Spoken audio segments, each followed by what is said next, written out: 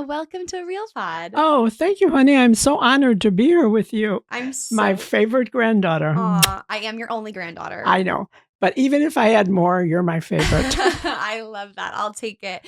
I'm so happy you're here. This is so special. Also in the corner is everyone's favorite. Lainey's in the house. I've given my mom a mic in the corner in case she needs to chime in and kind of help YiaYia, really get real on the podcast. Right, Mom? Yeah. I'm taking my job very seriously for the next 45 minutes. I love it.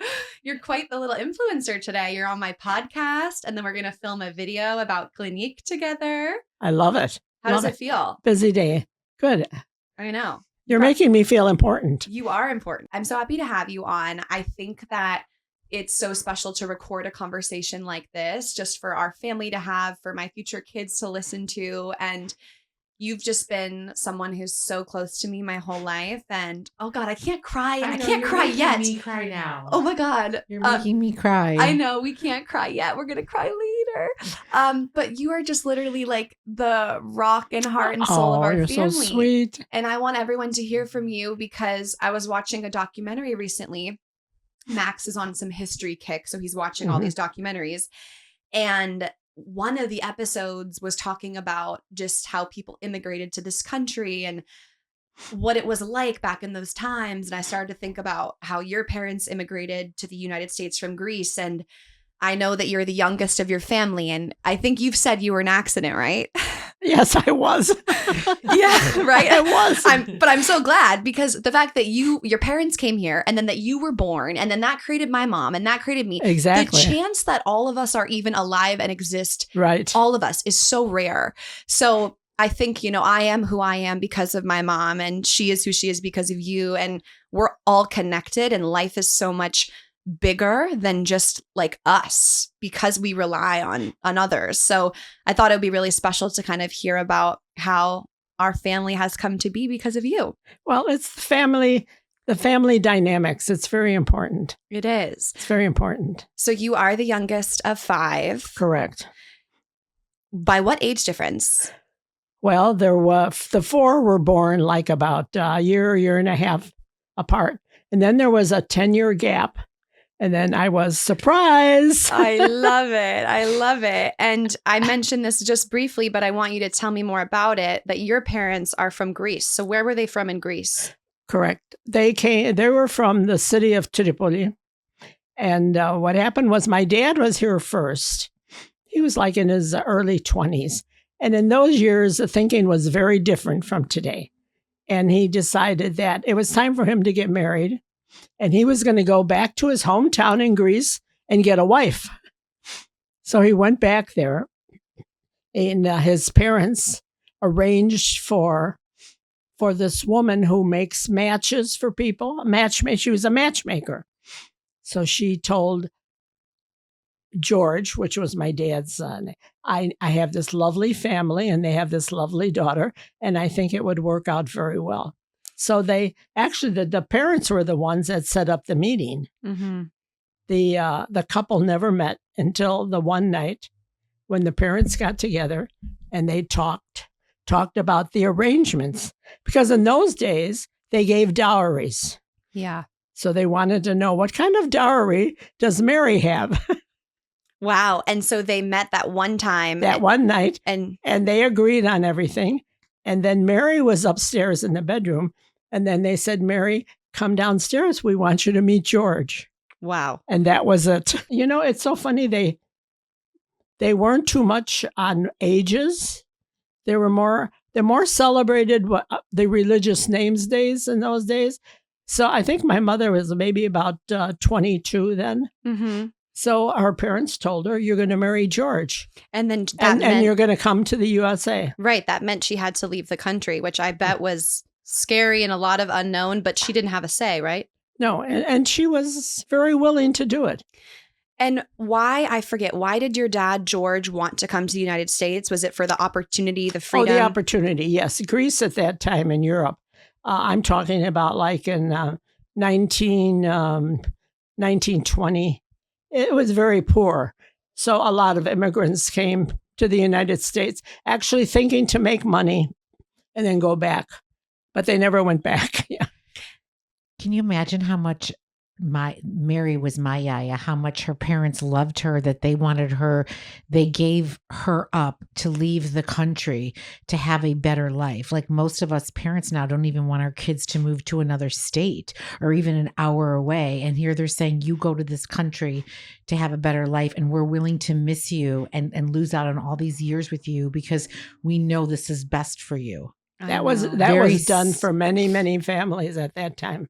Wow. Many families. I know it's insane. I mean, just thinking about it, I mean, Mom, imagine if you sent me to another country to get married. But fortunately, when they came here, my dad's sister was already here and a brother was already here. And she was very close with them. And then they had a lot of other friends from Greece, and they had this bonding with everybody. And you grew up in the city of Chicago. Correct. With your family. Tell us about what your house was like with so many people. Actually, I grew up in an apartment. It was, the whole block was an apartment building, and there were a lot of families and a lot of children. It was really fun growing up there because we were all outside playing all the time. And I didn't know any problems at all. And didn't you all share a bathroom or a room or something? One bathroom. Yeah, one bathroom. 5 children and a mom and dad, 7 of us. Yes. There was one bathroom. I don't remember anyone complaining. The only one, my dad would knock on the door. I have to use the bathroom. Yeah. And what were you like as a kid, Yeister? I was a very obedient child. I really was. Shocker. I have to say that. My mom just mouthed boring. She did everything she was supposed to do. I really was. She was not when allowed. I think back, I just mentally, I was like, I can't do that. My parents would want me to do that. I mean, I always had that in my mind. I never wanted to do anything that, would make my parents unhappy. And also most of the time. I mean, there were little things I did and all, but in general.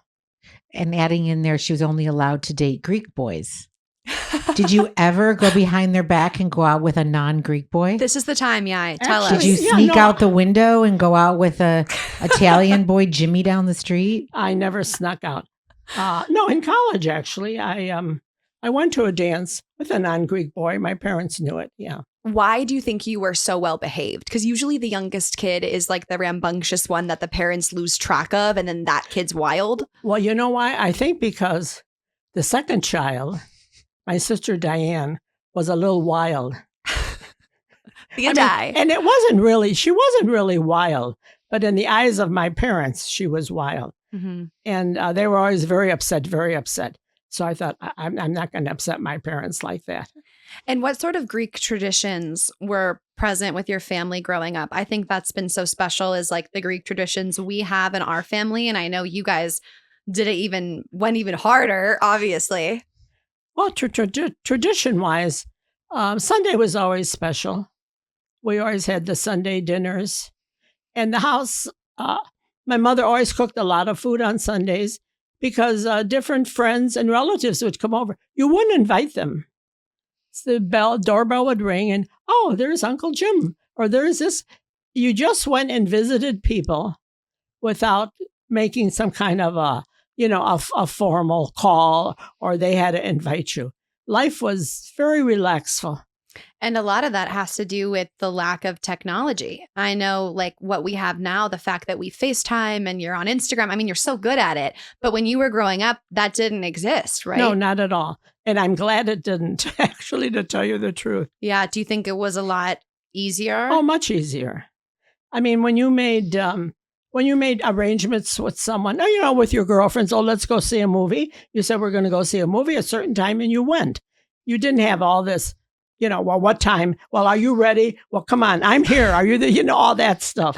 Yeah. Too much now. Which is honestly really hard for me to think about. Like, it's to make a plan with someone and then just show up and like think that they're going to be there. I mean, nowadays, which I think this is like annoying to me when my friends do this. They're like, will you come outside? I'm here. Walk me in. I'm like, I'm here. Just walk in and we'll find each other. There's so much planning. It was an easier way of living. It really was much easier. And were you close with your parents? I know obviously things were different and we're so close now, but what was your relationship like with your parents? No, you know what? I was close to my parents according to those years. but it's not like it is now. I mean, I never opened up to my mom everything I thought or whatever I did or, things like that. It was very different. Were you close with any of your sisters? There was this big gap between us. There was a 10-year gap. There were the 4, and then there was a 10-year gap. I got close to them once I was more like in my 20s. Mm-hmm. Then I was closer to them. And then started to open up and have a bit of more of a friendship. Oh, yeah. Then we did. Exactly. We did things together. But otherwise, I was just the little sister. And you went to DePaul University in Chicago. Correct. Was that common? Were all of you expected to go to college? Were you one of the only ones? No, I was the only one that went to college. Of all your siblings? Of all the siblings. And parents were very proud. They were very proud. And I became a teacher. So they were always like, oh, my daughter, the teacher. Yeah. And what made you want to go to college when your older sisters didn't? Well, when I was in high school, that was my mentality. I was going to go to college and wanted to become a teacher. Mom, tell them about how you got to how you went to class every day, like how much it entailed for you to get there. It wasn't easy. Didn't you take buses? Wasn't it a In commute? college? Yeah. No. Or was it high school? High school, I had to take 2 buses to high school. By No. herself in high school in downtown Chicago.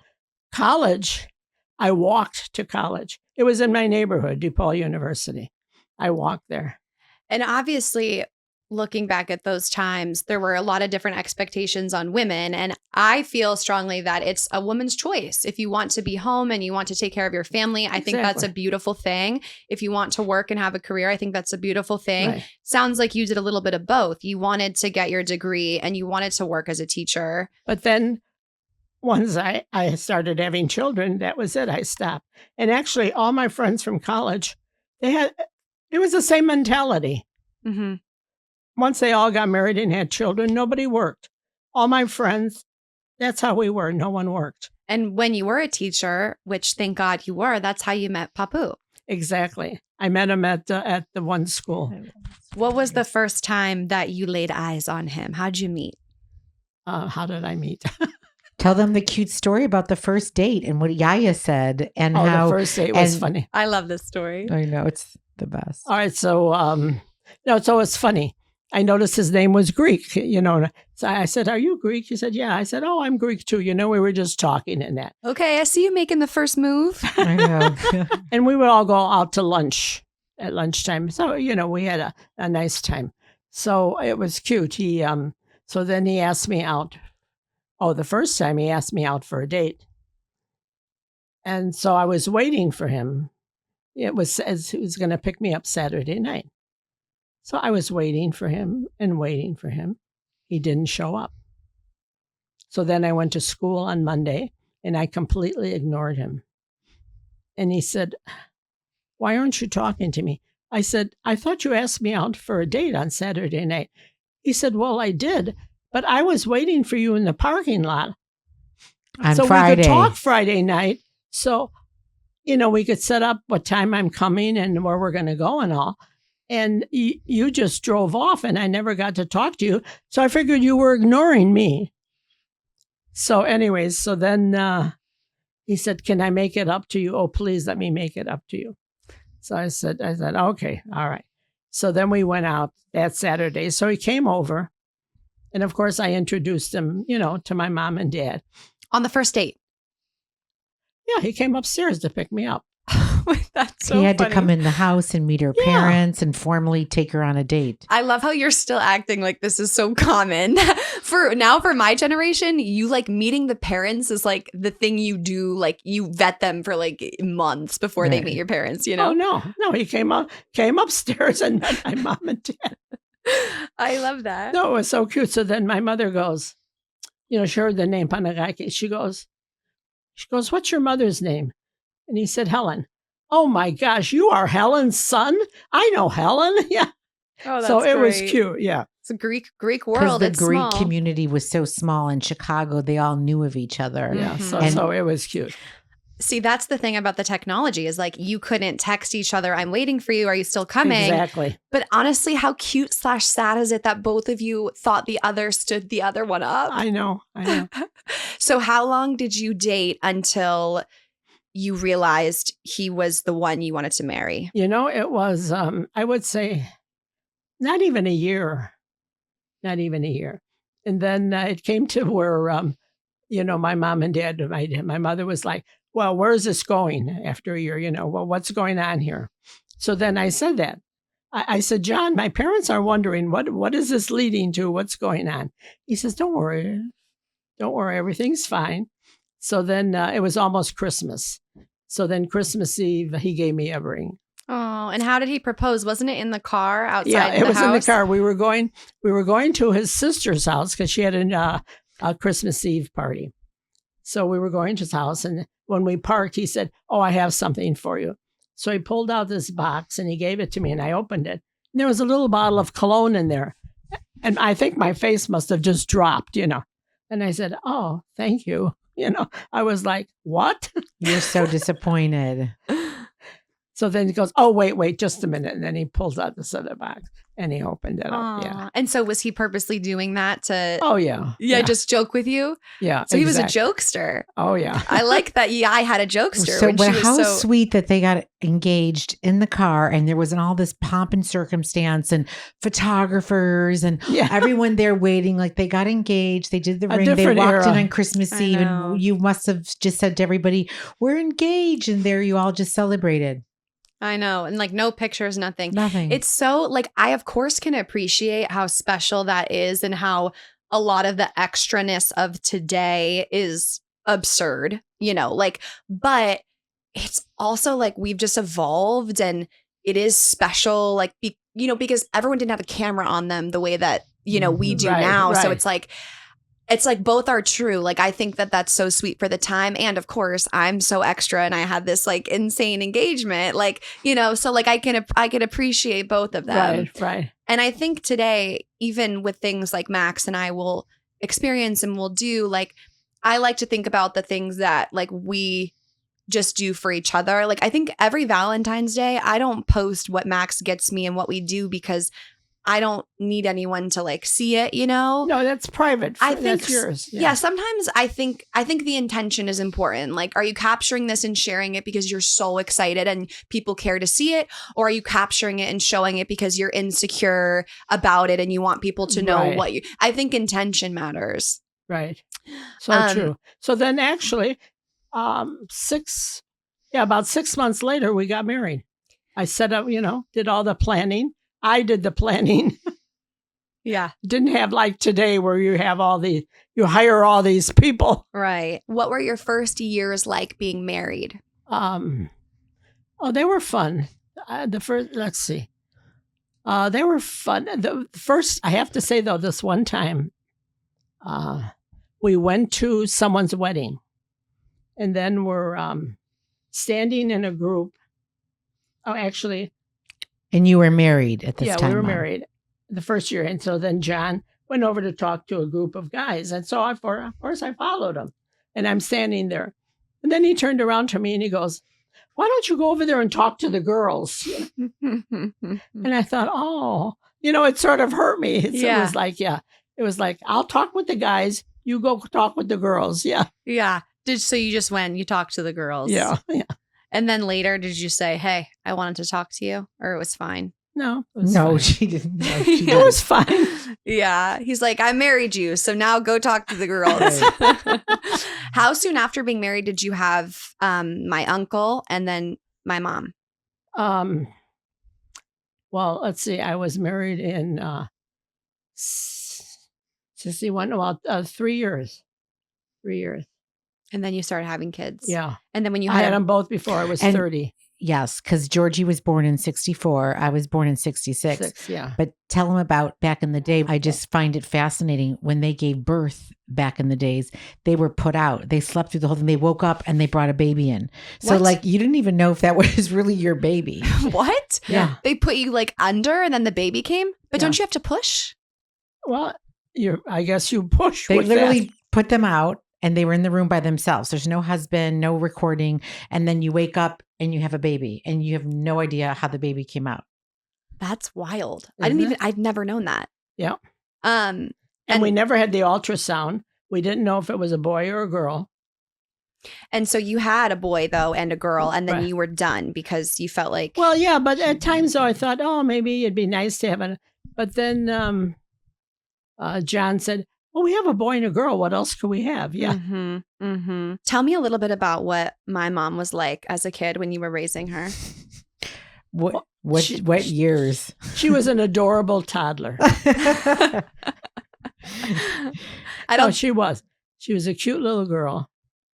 Gave me no problems at the time. The problems began in high school. I was a lot. The obedience didn't quite carry on to her youngest. No. Got to talk about Lainey. Take a deep breath. Yeah. Tell us some about mom's crazy. Well, she had these girlfriends she hung around with. It wasn't that bad, but, it was bad enough. We were naughty, but we never got into really bad trouble. I always teetered on, having fun, but not big there was time nothing bad. with police. There was nothing with drugs, or alcoholism. Nothing The that police did show nothing up. that I knew about. The party with the kegs. Yeah, Mom. I heard my mom did throw a few parties at the house when they were this gone. one party, John and I went to a wedding. Okay, so we came home. It was 12 o'clock, and it was summertime. I'm looking. There's all these kids that are sitting on the front lawn.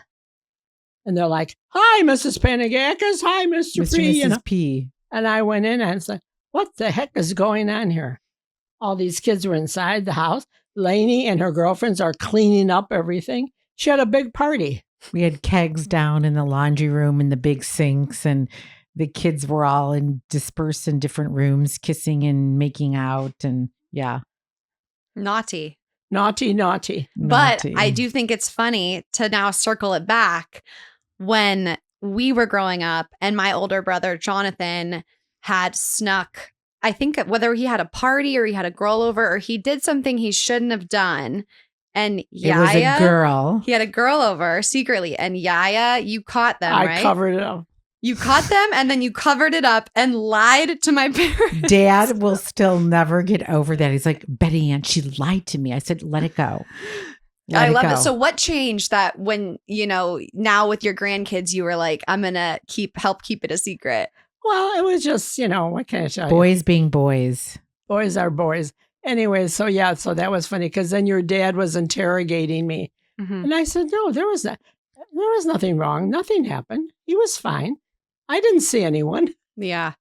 And your marriage with Papou, I think, is so special because even though when I was so young when he passed away, so I didn't really get to know him that well, I feel like I have memories because of the pictures and the stories. And he obviously is so iconic. Anyone who remembers when we republished my mom's children's book, Losing Papou, learned more about his story and how he was such a big member of the community and so loved by everybody.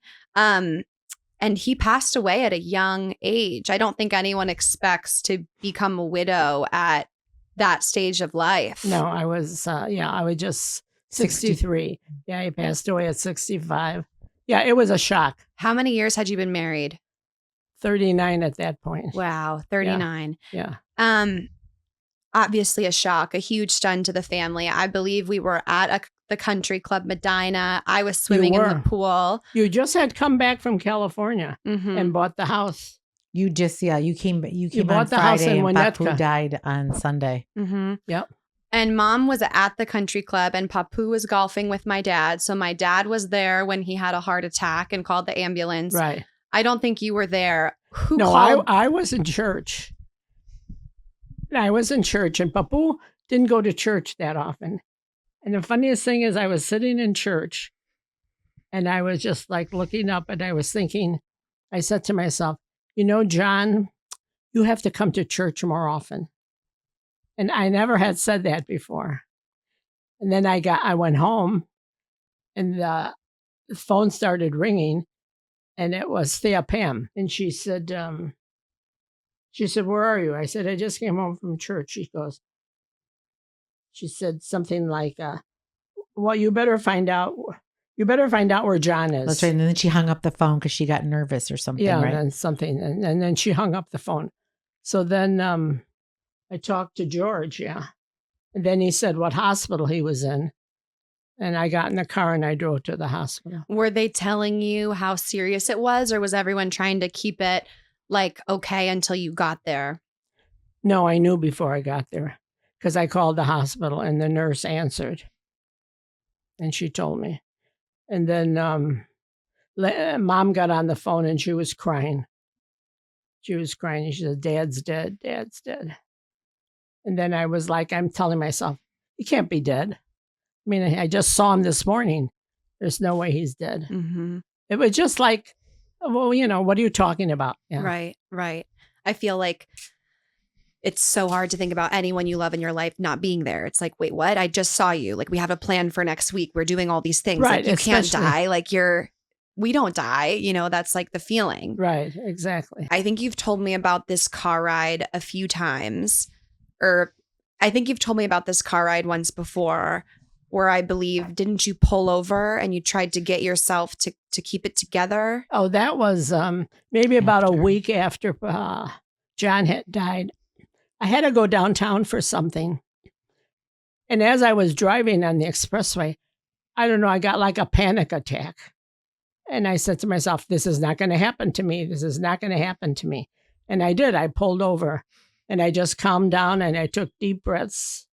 And I said, I'm not going to have a panic attack. And I just pulled myself together Mm-hmm. and then took off again. Talked myself out of it. How soon after he passed away did you have the funeral?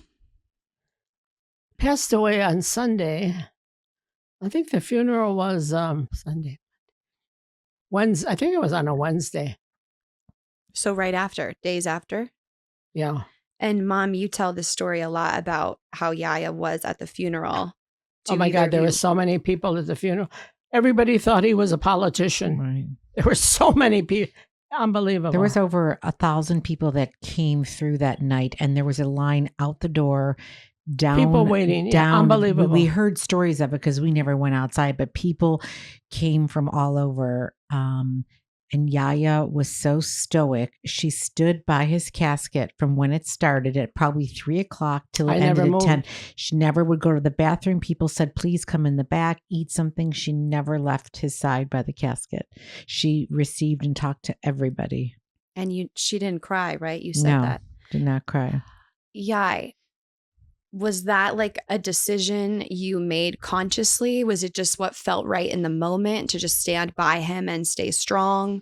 Will you No, tell it me felt- about that? Yeah, that's what I should do. I'm his wife. I should stand right here. Mhm. Definitely.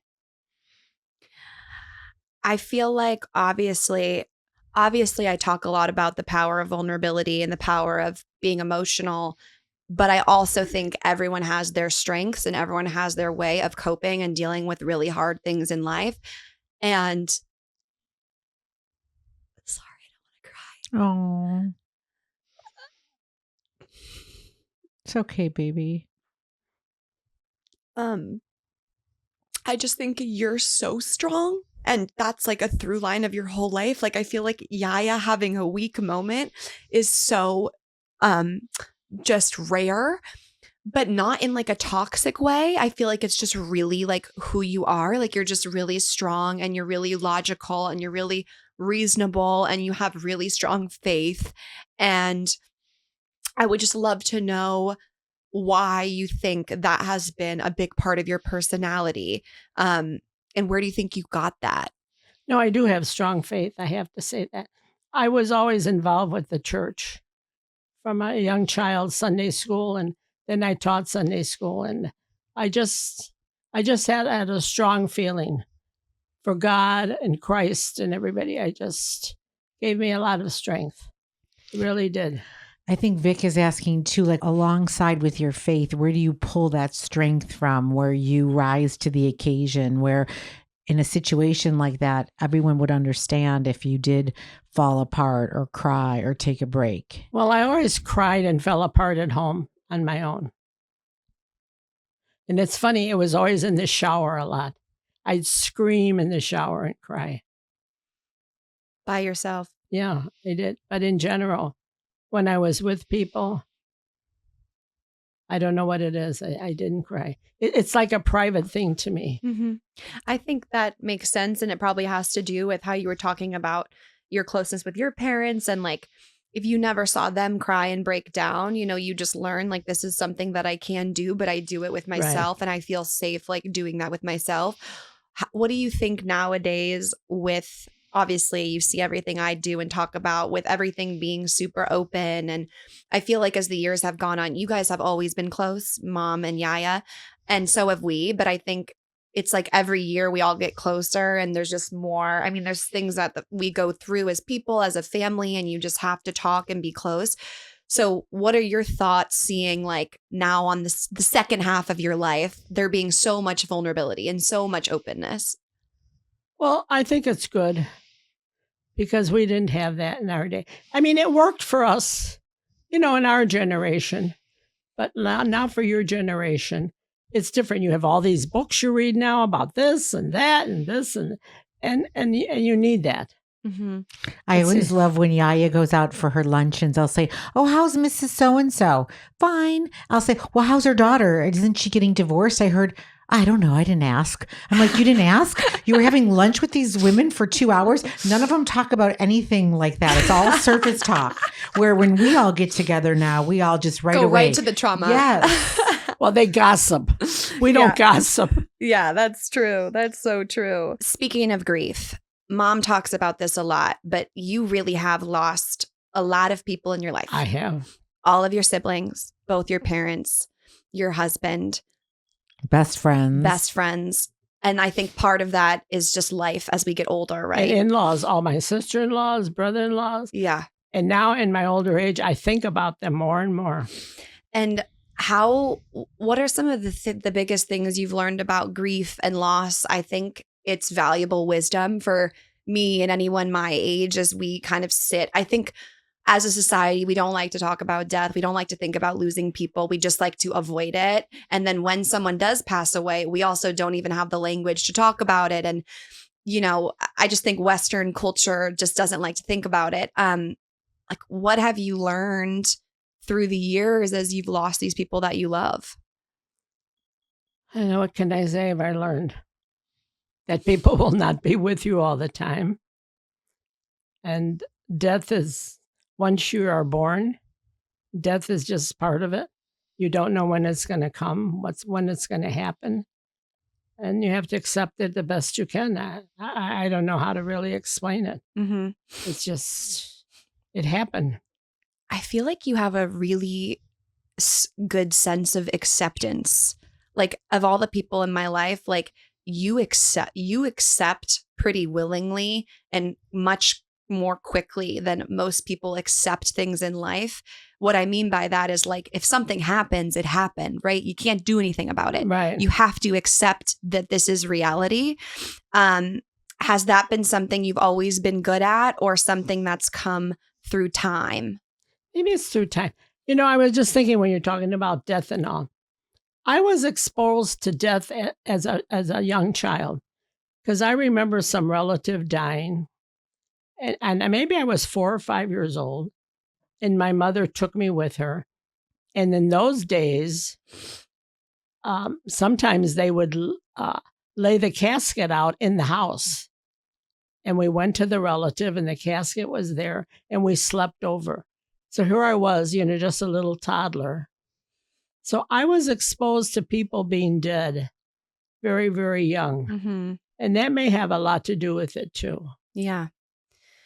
Something else notable is, obviously, you're wearing Papou's wedding ring on a necklace. Yeah. You're still wearing your wedding band and your ring. You've never dated anyone else. You never moved forward or wanted a different relationship. Can you tell me why? Well, I can't think of anyone replacing him. I had more good years with him than bad years. I mean, it was a marriage. You have some bad times, but 99% were good. And I just cannot think of replacing him in any way, physically or mentally. Mm-hmm. I just can't. He was my He was my first love. Yeah. That was it. And just because I can ask this, because I'm obviously your granddaughter, but like you never saw a guy and wanted to go on a date, or like 10 years, 15 years later, you never wanted to like think about having a new partner, whether you never married them and Papou was always your number one. Like, I guess that is unique. I think of the people I know who've lost spouses, they eventually find another spouse and they still keep the memory alive, and it's never like a replacement thing. But yeah, I mean, you just never, even like 10 years, 20 years later, we're seeking that. No, and when people do that, because I know this girl was on her third husband and they had died and all, which was fine. I think it's fine. She's able to do it and she needs that. I mean, I don't need that. And I mean, I don't knock anybody down who does it because that's good for them. Mm-hmm. But I personally don't need it. Didn't need it. Do you pray to Papou, and do you have like... Oh, I talked to him. Yeah. Will you tell me about that? Yeah, I talked to him. I say, John, I'm going to see the kids in California. Do you feel like you get any signs from him, Mom? Do you believe in that? Like if you smell, sometimes when I walk and I smell his cigar, I feel like he's cigar. telling me something. Only like when I smell a cigar. No, when I smell a cigar, definitely I think of him. And two big things happened to me. Once I was in New York after 9/11. I went to New York with Uncle Georgiak. Now we're walking in New York in a big city. And I looked down on the sidewalk and there's a golf tee. Now, who would ever think finding a golf tee on the street in New York City? I just felt, because Papou golfed all the time, I just felt he was like there with us. Yeah. And then when we went, you were little then, we went to Mexico. And the Mexican band, now a Mexican band, started playing a song that Papou and I liked.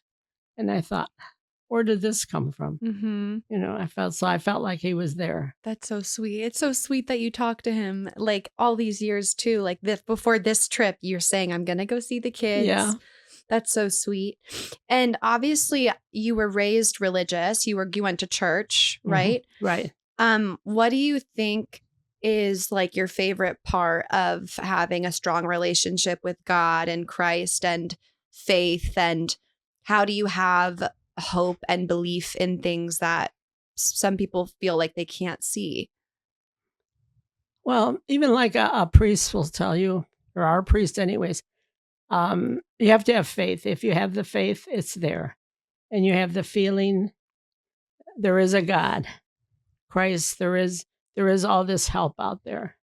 And I always pray to God to help me through different things and all. It gives me a lot of strength. Mm-hmm. And every night I have this little book with this little, there's a little Bible verse and then a little explanation. I read it every night. Do you have a favorite Bible verse or prayer that you come back to?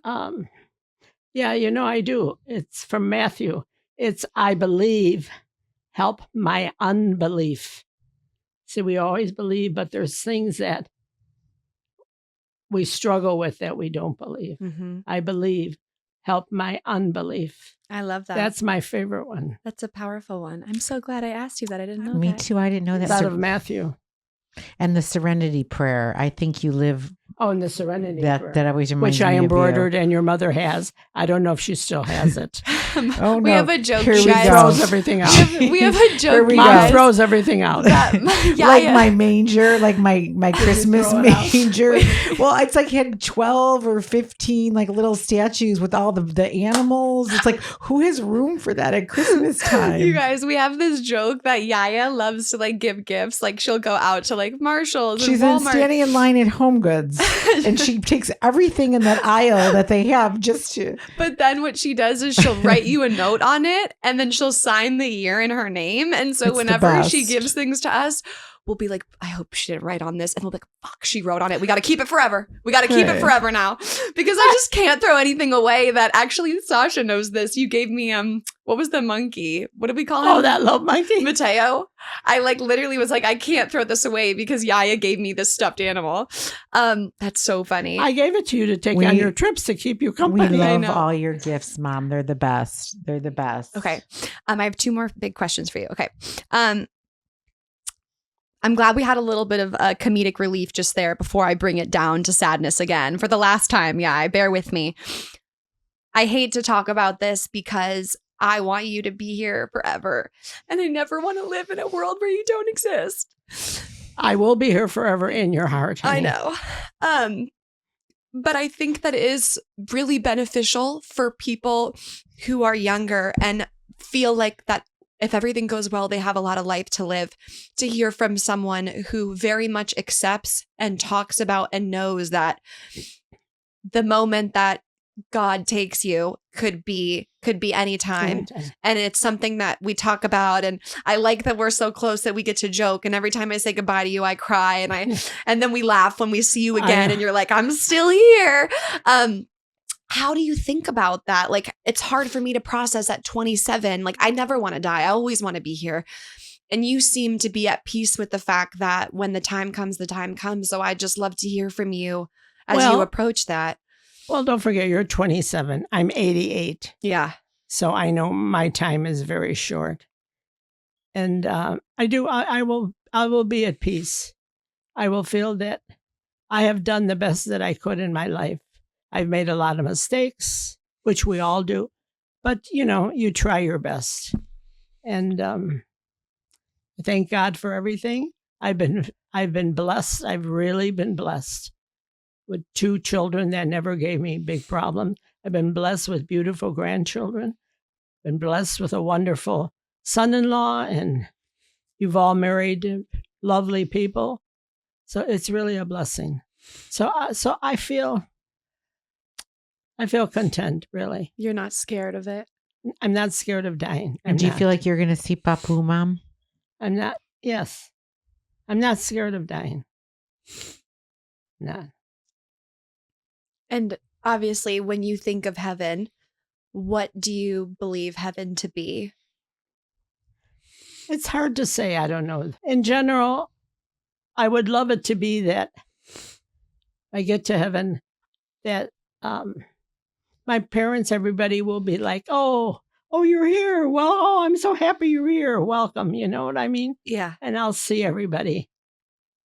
And everyone will be together again. Yeah. I love that. Looking back on your life, and I know this is a heavy question, and it's our last question of the podcast. So thank you, everyone who's been listening to my sweet YiaYia's life story. What are some of the biggest themes or philosophies or lessons that you hope to leave with me and your grandkids and your family that you think are the most important things about life? Oh, the most important. Be true to yourself and your partner. You have a wonderful husband. It means a lot. I love what you said this morning to me, Mom. Just in passing, we were talking about life when you said, keep your life simple. Keep your life right. Don't clutter peaceful. your life. Keep your life simple. Don't create chaos in your life. Yeah. Don't make problems where there's not. Yeah, don't clutter your life with things and this and don't. Because I look back and you look at different things and you've cluttered too much. Can you give me an example? What does that mean? I've collected too many things. YiaYia needs to clean out some of the stuff. YiaYia doesn't get rid of anything. Like, she literally still has my tennis racket from high school in the garage. And I just dread the day where I have to. She's just going to get a dumpster. You guys, every time I'm at YiaYia's house, she'll take me around for 30 minutes and be like, now don't let your mother throw this away. This was my Thea Betty's. Like, that's probably why I think I throw so much away, because I did. YiaYia kept everything. So I but I love YiaYia has so many mementos and she doesn't get rid of it. Everything means something to her. She's very sentimental and she doesn't get rid of anything. And yeah, I think you're someone who really loves and prioritizes your family. I've seen you throughout the years take many hits, if you will, or have lots of forgiveness. I feel like the way that you view family is very sacred. And I feel family like is very important. Yeah. I mean, friends are good. You have good friends and all. Family is very important. Mm-hmm. It's amazing. It's everything. Even relatives and the blood, there's that connection there. It's important. Yeah. That's why we've always had the tradition of naming the children after the parents. Yes. Really, That's why you had a father George, a son George. Yeah. You had a son-in-law George. Right. Literally. If you go, I love the joke about if you go into a Greek house and you yell George or Nick, every man will turn around. Right. Well, even, for instance, my name is, Betty Ann in English, but in Greek it's Vasiliki, which comes from Vasily. So I'm named after my mother's dad, whom I never knew, but I have his name. And I just have I feel a family connection with him. Yeah. And I have Vasiliki as my Greek baptized name. So we have the same name. Exactly. And then I have Lane in my middle name after my mom. Right. Yes, Or the guy she thought And was your hot mother. in college. She brings up every time we talk about it. Lane. I can't believe you remember that. Because every time we talk about my name, she's like, the hottest guy at Iowa State was Lane. Telling you kids that because I'm like, you know what? If you don't want to name your daughter Laney, Lane is a really cool name for a guy. Lane. All right, I'm standing here with YiaYia at my parents' house before she flies home, and she told me that she wanted to add something to her answer at the end of the podcast about what is most important in life. So, YiaYia, do you want to share your new thoughts? Yes, as I think about it, the most important thing is to realize everyone has a problem. And you have to be respectful of people and appreciate them and be kind. It's very important to be kind and understanding of people. Mm-hmm. Something you always say that we love is everybody and their kutamades. What does that mean? Right. Well, when you say people have kutamad, though everybody has some nonsense that they do. Mm-hmm. And you have to overlook the nonsense And be kind. And be kind to people, yeah. Because there's problems everywhere, as we all know. I love that, YiaYia. Thank you. Okay. Well, yeah, this was so special. Did you have a good time? Yes, I did. Thank you very much. Thank you. It was an honor to be here. I hope I answered the questions as much as I could. You did an amazing job, and I'm so grateful for you. I know this is a lot of energy, and you had to come up a flight of stairs to get to the studio. No problem. I'd do anything for you, sweetheart. Oh, well, I literally love you so much. I'm so grateful for our relationship and the three of us. It's so special, and I love you so much. I love you too, sweetheart. Yay. Love you.